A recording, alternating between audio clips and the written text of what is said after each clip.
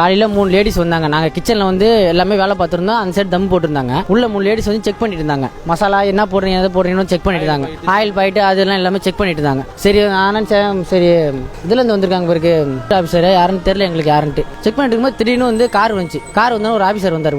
உள்ள வந்தோன்னே first video எடுத்துட்டு வந்து எதுவுமே அவர் பேசவே இல்லை. ஃபர்ஸ்ட் வெளியே எடுக்கிறீங்களா போறீங்களா சொல்லிட்டு டக்குன்னு நாயை வெளியேறா அண்டியில் அள்ளி போறேன் நான் கொட்டுறான்னு சொல்லி கேட்டாங்க. நீ எடுக்கிறியா நான் எடுப்பா வந்து வெளில போறீங்களா இல்லை நான் எடுத்து கொட்டிடுவேன் பிரியாணியை வெளில போங்கடா மயிர் நான் மயிர் சொல்லிட்டு இருக்கேன் நான் மயிர் பண்ணிட்டு இருக்கேன் வெளில போங்கடான்னு. அவங்க ரீசனே சொல்லவே இல்லை. ஒரு சின்ன ரீசன் கூட சொல்லிடலாம். அவங்க ரீசனே வரைக்கும் சொல்லவே இல்லை. என்ன ரீசன் எங்களுக்கும் தெரியல. நீ எத்தனை பேர் அத்தனை கேட்டாங்க. அதுக்கப்புறம் நாங்களே அண்டிலாம் இறக்கி பிரியாணி பாயிலே ஆகலை. அப்புறம் கொஞ்சம் வெயிட் பண்ணி அதுக்கப்புறம் சரி லாஸ்ட்டாக தான் இறக்கணும். இறக்கிட்டு வெளியே எடுத்து வந்து வச்சோம்.